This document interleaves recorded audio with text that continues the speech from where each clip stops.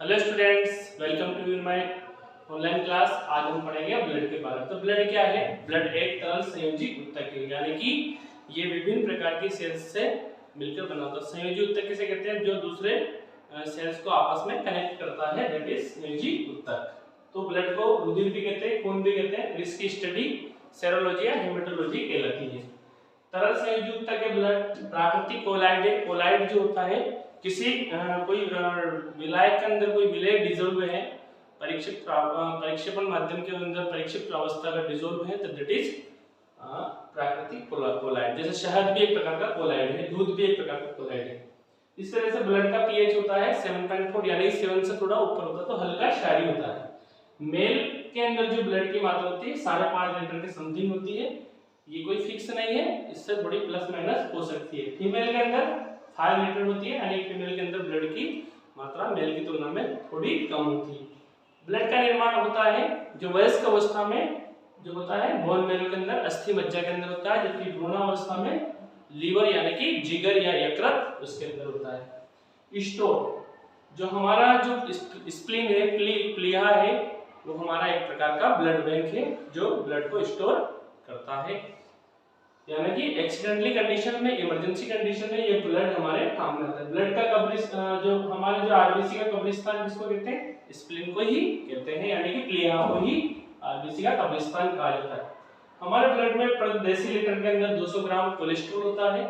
Haemoglobin जो होता है मेल के अंदर 14 ग्राम, यानी कि 12 से 14 के बीच में, और फीमेल के अंदर 13 ग्राम, यानी कि फीमेल के अंदर मेल की तुलना में हीमोग्लोबिन की मात्रा कम होती है। हीमोग्लोबिन में कौन सा एलिमेंट पाया जाता है? तो हीमोग्लोबिन के अंदर आयरन पाया जाता है, इसलिए हमें आयरन युक्त चीजें खानी चाहिए अगर हमारा हीमोग्लोबिन या हमारा ब्लड अच्छा रहे, ब्लड की कंटेंट अच्छा रहे, ब्लड की मात्रा बढ़िया बनी रहे। इसकी कमी से, ब्लड की कमी से एनीमिया रोग हो जाता है। एनीमिया रोग ब्लड की कमी से हो जाता है। आगे देखते हैं अपन रक्त परिसंचरण तंत्र। हमारे जो बॉडी के अंदर ब्लड बहता रहता है, ऑक्सीजन को अपने साथ अटैच करके हीमोग्लोबिन, ऑक्सीहीमोग्लोबिन बना के अपने लंग्स से, फिर अपने हार्ट से फिर विभिन्न ऑर्गन से वापस कार्बन डाइऑक्साइड को कलेक्ट करके वापस लंग्स तक पहुंचाने का काम करता है। ये ब्लड सर्कुलेशन की खोज किसने की थी? ये विलियम हार्वे द्वारा की गई थी। अब हम बात करें आरएच कारक। जो रिसर्च मानक के अंदर जो आरएच फैक्टर होता है, किसी का ब्लड आरएच पॉजिटिव होता है, किसी का नेगेटिव होता है, तो इस आरएच फैक्टर की खोज किसने की थी? कॉर्ड लैंडस्टीनर और वीनस द्वारा की गई थी और रिसर्च मानक के अंदर की थी। अब देखिए ब्लड की क्या कार्य है। तो ब्लड हमारे शरीर का टेम्परेचर कंट्रोल करता है। पहली चीज तो ब्लड हमारे शरीर के अंदर बहता है तो हमारे शरीर के अंदर गर्मी बनी रहती है। पोषक पदार्थ का परिवहन करता है, जो ग्लूकोज वगैरह, जो भोजन वगैरह हम लेते हैं, उसको भी ब्लड अपने साथ डिसॉल्व करके एक स्थान से दूसरे स्थान तक पहुंचाने का काम करता है। इसके बाद गैसों, यानी कि ऑक्सीजन को लंग्स से कलेक्ट करता है ब्लड हीमोग्लोबिन की सहायता से, और वापस कार्बन डाइऑक्साइड को रिमूव करने में हेल्प करता है, यानी गैसों का आदान प्रदान भी ब्लड करता है। उत्सर्जी पदार्थ, जैसे हमारी बॉडी के अंदर विभिन्न प्रकार के हानिकारक उत्सर्जी पदार्थ बनते हैं, उन हानिकारक उत्सर्जी पदार्थों को परिवहन करता है, उनको बाहर छोड़ने का, किडनी तक ले जाने का काम कौन करता है? ब्लड ही करता है। ब्लड ही क्षमता है किडनी के अंदर यूरिया, यूरिक एसिड, अमोनिया वगैरह है, और कार्बन डाइऑक्साइड को भी, कार्बन डाइऑक्साइड भी हमारे लिए हानिकारक पदार्थ है, इसको भी ये रिमूव करता है, आउट ऑफ बॉडी करता है। तो स्टूडेंट्स, हमने ब्लड से रिलेटेड बहुत सारी जानकारी हासिल करी।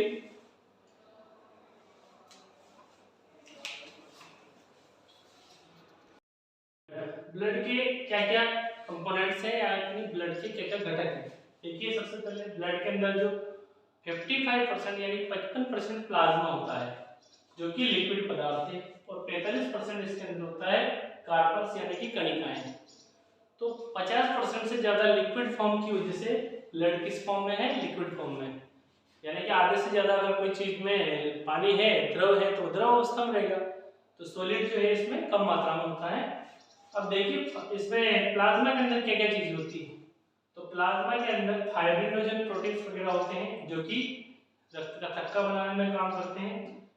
थ्रोम्बिन्स, प्रोथ्रोम्बिन्स वगैरह भी होते हैं इसके अंदर, और प्लाज्मा के अंदर हार्मोन्स और प्रोटीन्स भी होते हैं। प्लाज्मा के अंदर हार्मोन्स और प्रोटीन भी होते हैं। अब दूसरी बात आती है एंटीजेंस। एंटीजन होते हैं आरबीसी के अंदर और एंटीबॉडी होते हैं प्लाज्मा के अंदर। प्लाज्मा के अंदर प्रतिरक्षी या एंटीबॉडी भी होते हैं, एंटीबॉडी भी होते हैं। इसके अलावा इसके अंदर प्रोटीन्स वगैरह भी होते हैं प्लाज्मा के अंदर। अब अपन बात करते हैं जो 45% है जो कार्पल से रुधिर कणिका है, ये सॉलिड फॉर्म में होती है। सबसे पहले अपन बात करते हैं लाल रुधिर कणिका, रेड ब्लड सेल्स यानी कि रेड ब्लड कार्पल्स भी कह सकते हैं इसको। दूसरे नंबर पे है डब्ल्यूबीसी यानी कि व्हाइट ब्लड सेल। 1 2 एंड 3 ये कणिकाएं होती है इसके अंदर ब्लड के अंदर। तो आरबीसी है, आरबीसी को एरिथ्रोसाइट्स भी कहते हैं। और मेल के अंदर जो आरबीसी की जो संख्या होती है 4.7 लाख से 6.1 लाख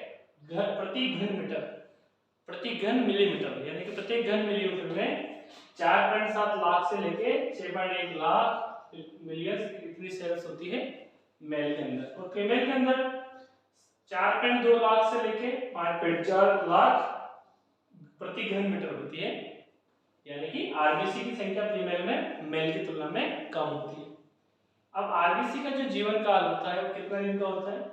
आरबीसी का जो जीवन काल होता है वो 120 डेज का होता है, यानी 120 दिन के बाद जो आरबीसी है वो अपने आप डैमेज हो जाएगी, नष्ट हो जाएगी। आरबीसी को जो कुप्फुर कोशिकाएं वो नष्ट कर देती है, बक्षाणु कोशिकाएं इसका भक्षण कर लेती है। इसमें हीमोग्लोबिन पाया जाता है आरबीसी के अंदर। हीमोग्लोबिन के कारण आरबीसी लाल होती है, इसलिए इनको कहते हैं लाल रुधिर कणिकाएं। और इस हीमोग्लोबिन के कारण ही रक्त का रंग लाल होता है। तो रक्त का रंग लाल किसकी वजह से होता है? हीमोग्लोबिन के कारण। जबकि पत्तियों का जो रंग हरा किसकी वजह से होता है? क्लोरोफिल के कारण। और क्लोरोफिल में मैग्नीशियम पाया जाता है, जबकि हीमोग्लोबिन के अंदर आयरन यानी कि लौह तत्व पाया जाता है। हीमोग्लोबिन क्या कार्य करता है? हीमोग्लोबिन जो है वो ऑक्सीजन का परिवहन करता है, अपने साथ ऑक्सीजन को जोड़ लेता है और ऑक्सी हीमोग्लोबिन बनाता है। यानी कि जो हीमोग्लोबिन जो है अपने साथ इस तरह से ऑक्सीजन जोड़ के ऑक्सी हीमोग्लोबिन बना लेता है। ये है ऑक्सी हीमोग्लोबिन, यानी कि हमारे लंग्स में इस प्रकार ऑक्सी हीमोग्लोबिन बन जाती है, ऑक्सीजन के साथ हीमोग्लोबिन अटैच हो जाता है। अब अपन बात करते हैं डब्ल्यूबीसी यानी कि व्हाइट ब्लड सेल, श्वेत रुधिर कणिकाएं। तो श्वेत रुधिर कणिकाएं जिसको ल्यूकोसाइट भी कहते हैं। ल्यूकेमिया, अगर श्वेत रुधिर कणिकाओं की संख्या अगर बहुत अधिक मात्रा में बनने लग जाए तो उसको हम ल्यूकेमिया यानी कि एक प्रकार का ये भी ब्लड का कैंसर है, ल्यूकेमिया कहते हैं। तो डब्ल्यूबीसी को ल्यूकोसाइट कहते हैं और इसकी जो संख्या होती है 10 लाख प्रति घन मिलीमीटर होती है। देखिए इसमें 4 डेज का लाइफ टाइम होता है, इसका जीवन काल लगभग 4 दिन, 2 से 4 दिन का होता है। डब्ल्यूबीसी का क्या कार्य है? मुख्य रोल डब्ल्यूबीसी जो है ये हमारे शरीर के अंदर रोगों से लड़ने की क्षमता पैदा करती है। बाहर से आने वाले हानिकारक जो रोगाणु है उनसे लड़ती है, यानी कि हमारे लिए एक एज फाइटर यानी कि एक आर्मी मैन, एक सैनिक की तरह कार्य करती है। अब बात करते हैं प्लेटलेट्स। प्लेटलेट क्या है? ये पट्टिका अणु भी कहलाती है, जिसको थ्रोम्बोसाइट्स भी कहते हैं। और इसकी संख्या होती है 2 लाख प्रति घन मिलीमीटर जो ब्लड के अंदर। अगर इससे कम होती है तो वो हमारे लिए नुकसानदायी होती है। तो डेंगू के रोग में प्लेटलेट की संख्या घट जाती है। इसका जो लाइफ होता है 7 डेज का होता है, यानी कि जो आज जो प्लेटलेट्स जो बन रही है वो प्लेटलेट 7 दिन बाद अपने आप खत्म हो जाएगी। इसका क्या कार्य है? ये जो प्लेटलेट जो होती है, जो फाइब्रिनोजन की इस तरह की जो जाल बन जाती है, कभी हमारे चोट लग जाती है तो इस जाली में क्या होता है, जो प्लेटलेट जो होती है ये अटक जाती है। और ये प्लेटलेट जब अटक जाएगी तो ये ब्लड को क्लोट कर देगी, यानी कि ब्लड का क्लोटिंग कर देगी। ब्लड क्लोटिंग यानी कि रक्त का थक्का बना देगी, थक्का बना देगी रक्त का। और इस रक्त के थक्के की वजह से हमारा जो ब्लड है वो बहना बंद हो जाएगा, यानी कि ब्लड क्लोटिंग। देखिए आरबीसी यानी कि एरिथ्रोसाइट, ल्यूकोसाइट और थ्रोम्बोसाइट। तो देखिए आरबीसी का जो आकार होता है गोल होता है, राउंड शेप्ड होता है। और केंद्रक, आरबीसी के अंदर केंद्रक नहीं पाया जाता है। ऊंट और लामा की आरबीसी के अंदर केंद्रक पाया जाता है, ये अपवाद है। तो अपवाद कौन है? अपवाद है ऊंट और लामा, जिसकी आरबीसी में केंद्रक पाया जाता है। अब देखते हैं ऊंचाई पर जाने पर, जब पहाड़ों पर चढ़ते हैं ना तो आरबीसी है उसका आकार बढ़ जाता है। अब देखिए लाइसोसोम है और केंद्रक आरबीसी में नहीं पाया जाता है, यानी कि लाइसोसोम जो होता है, जो suicide bag of the cell कहलाता है, वो आरबीसी में नहीं पाया जाता, यानी कोशिकात्मक उसमें नहीं पाया जाता, केंद्रक भी नहीं पाया जाता। रुधिराणु जितने भी जो कणिकाएं हैं उनका 95% आरबीसी होता है। आरबीसी ब्लड के अंदर आरबीसी, आरबीसी के अंदर हीमोग्लोबिन और हीमोग्लोबिन के अंदर आयरन होता है। और आयरन की कमी से कौन सा रोग हो जाता है? आयरन की कमी से एनीमिया रोग हो जाता है। अब बात करते हैं तो ल्यूकोसाइट यानी कि डब्ल्यूबीसी रेड ब्लड सेल की। तो ये इरेगुलर शेप्ड होती है, इसका कोई इस तरह की फिक्स आकार नहीं होता, इस तरह से इरेगुलर शेप्ड होती है। इसमें केंद्रक पाया जाता है, इसमें केंद्रक पाया जाता है, ये केंद्रक है इसके अंदर। रोगों से लड़ने की इसके अंदर क्षमता होती है, इसके अंदर डब्ल्यूबीसी के अंदर। तो एंटीबॉडी का काम भी करती है। इसके अलावा देखिए इसके अंदर जो 5 प्रकार की डब्ल्यूबीसी होती है, 5 प्रकार की। लिम्फोसाइट जो कि टी सेल होती है, जिसको टी लिम्फोसाइट भी बोलते हैं। मोनोसाइट जो कि सबसे आकार में बड़ी होती है। न्यूट्रोफिल, एओसिनोफिल और बेसोफिल। तो बेसोफिल, न्यूट्रोफिल, एओसिनोफिल, लिम्फोसाइट और मोनोसाइट, ये 5 टाइप के इसके डब्ल्यूबीसी है। अब बात करते हैं अपन प्लेटलेट। तो प्लेटलेट क्या है? प्लेटलेट बिंबाणु है, ये उत्तल लेंस के आकार की होती है, रोड शेप्ड होती है। इसमें भी केंद्रक नहीं पाया जाता। ये हमारे शरीर को शक्ति प्रदान करती है, यानी कि विल पावर, हमारे शरीर को विल देती है। जैसे डेंगू रोग के समय हमारी प्लेटलेट की संख्या बहुत ज्यादा घट जाती है, जो कि बहुत ही ज्यादा घट जाती है। 2 लाख क्या अपने 40,000 50,000 से नीचे आते थे, वीकनेस बहुत ज्यादा आ जाती। तो वो वीकनेस किसकी कमी से? प्लेटलेट की वजह से। तो प्लेटलेट रहेगी तो शक्ति रहेगी बॉडी के अंदर। तो डेंगू रोग के समय प्लेटलेट की संख्या घट जाती है, तो हम उसके ट्रीटमेंट के लिए क्या करते हैं? पपीते के पत्ते का जूस, नीम गिलोय, एलोवेरा वगैरह इस तरह की हम चीजें लेते हैं, फ्रूट का जूस वगैरह, ताकि प्लेटलेट की संख्या जल्दी से जल्दी रिकवर हो जाए। अब देखेंगे अपन इसमें कि ब्लड की ग्रुप क्या है, यानी कि रक्त के समूह। तो देखिए ब्लड की ग्रुप, तो ब्लड को जो कार्ल लैंडस्टीनर और वीनर ने 4 भागों में बांटा। मूलतः ब्लड को 4 भागों में बांटा है। तो देखिए रक्त समूह, तो रक्त समूह की जो खोज की थी कार्ल लैंडस्टीनर एंड वीनर ने की थी, लैंडस्टीनर और वीनर ने की थी। तो रक्त समूह को, रक्त को कितने भागों में बांटा गया है? कितने ग्रुप में? ए, बी, ए बी और ओ, यानी कि ए बी और ओ। तो देखिए रक्त समूह, सबसे पहले रक्त समूह क्या क्या है, कौन कौन से रक्त समूह? ए बी और ओ। अब देखिए एंटीजन, जो कि एंटीजन किसमें पाया जाता है? एंटीजन पाया जाता है आरबीसी के अंदर। तो जो ए है उसके अंदर एंटीजन ए पाया जाता है, बी के अंदर एंटीजन बी पाया जाता है, और ए बी के अंदर एंटीजन ए बी पाया जाता है, और ओ के अंदर कोई भी एंटीजन नहीं पाया जाता। अब एंटीबॉडी की बात करें, एंटीबॉडी यानी कि प्रतिरक्षी। तो प्रतिरक्षी प्लाज्मा के अंदर पाया जाता है, और प्लाज्मा के अंदर जो प्रतिरक्षी पाए जाते हैं, तो ए एंटीजन है, इसके अंदर एंटीबॉडी रहेगा बी एंटीजन, इसके अंदर एंटीबॉडी रहेगा ए। और देखिए ए बी के अंदर कोई भी एंटीबॉडी नहीं पाई जाती है, जबकि ओ के अंदर ए बी दोनों प्रकार की एंटीबॉडी पाई जाती है। यानी कि ए वाले जो ब्लड ग्रुप, जो समूह वाला जो ब्लड ग्रुप है, उसके अंदर एंटीजन ए जबकि एंटीबॉडी बी पाई जाती है। तो देखिए ए बी एक ऐसा है जिसके अंदर कोई भी एंटीबॉडी नहीं पाई जाती, यानी कि जो ए बी है, अब देखिए किस किस को दे सकता है? तो दे सकता है या ले सकता है। किससे दे सकता है, किसको ले सकता है?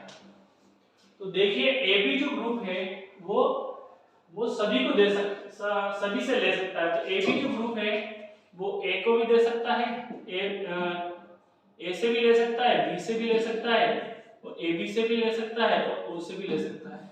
जबकि ओ जो ब्लड ग्रुप वाला है वो सभी को दे सकता है, यानी कि ए वाले को भी दे सकता है, बी वाले को भी दे सकता है, ए बी वाले को भी दे सकता है, ओ वाले को भी दे सकता है। यानी कि ओ वाला है सर्वदाता। क्या है ओ वाला?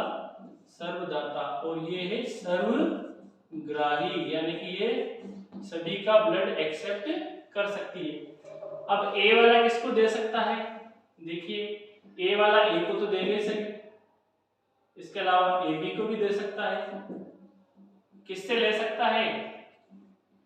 तो ओ सर्वदाता है तो उससे तो लेंगे से, और खुद ए से ले सकता है। अब बी की अगर अपन बात करें तो बी किसको दे सकता है? बी को तो दे ही सकता है, और ए बी सर्वग्राही है तो ए बी को भी दे सकता है। ले किससे सकता है? सर्वदाता है, ओ से तो लेगा सही, और बी खुद उसका है, उससे भी ले लेगा। अब अपन बात करते हैं ए बी, तो ए बी किसको दे सकता है? तो ए बी जो है सर्वग्राही है, यानी कि सबसे ले सकता है, लेकिन दे सिर्फ ए बी को सकता है, यानी कि दे सिर्फ ए बी को सकता है। अब अपन बात करते हैं ओ, ओ सभी को दे सकता है, लेकिन ओ सिर्फ ओ से ही ले सकता है। तो सबसे ज्यादा क्रिटिकल कंडीशन किसके हैं? ओ के हैं, यानी कि ओ किससे ले सकता है? केवल ओ से ही ले सकता है, जबकि दे वो सभी को सकता है। ठीक है। अब ए बी जो है वो सभी से ले सकता है, ए बी सभी से ब्लड ले सकता है, लेकिन जो देने के लिए सिर्फ वो ए बी को दे सकता है। तो इस प्रकार आई होप आप समझ गए हो। जो भी ग्रुप है वो जो ए है तो ए को तो दे ही सकता है, ऐसे ले सकता है, लेकिन ए बी और ओ सभी से ले सकता है, जो तो क्योंकि वो सर्वग्राही है, और ओ क्या है? सर्वदाता है, वो सभी को दे सकता है। इस प्रकार इस टेबल से आई होप आप समझ गए होंगे कि कौन किस किस को ब्लड डोनेट कर सकता है। और एंटीजन के आधार पर, एंटीजन की आरएच एंटीजन के आधार पर कोई ब्लड आरएच पॉजिटिव भी हो सकता है एंड आरएच नेगेटिव भी हो सकता है। ये एक प्रकार का आरएच फैक्टर है। रिसर्च वानर के अंदर लैंडस्टेनर और वीनर ने इस फैक्टर की खोज की थी। इसके आधार पर जिसमें आरएच कारक है वो पॉजिटिव वाले हैं, और जिसमें आरएच कारक नहीं है वो नेगेटिव वाले हैं। तो 92% जो है इंडिया के अंदर वो आरएच पॉजिटिव वाले हैं, जबकि 8% जो है वो आरएच नेगेटिव ब्लड वाले हैं, यानी कि आरएच इनमें नेगेटिव आएगा और ज्यादातर आरएच पॉजिटिव ब्लड वाले व्यक्ति भारत में निवास करते हैं। तो थैंक, अच्छा लगा तो प्लीज चैनल को सब्सक्राइब कीजिए।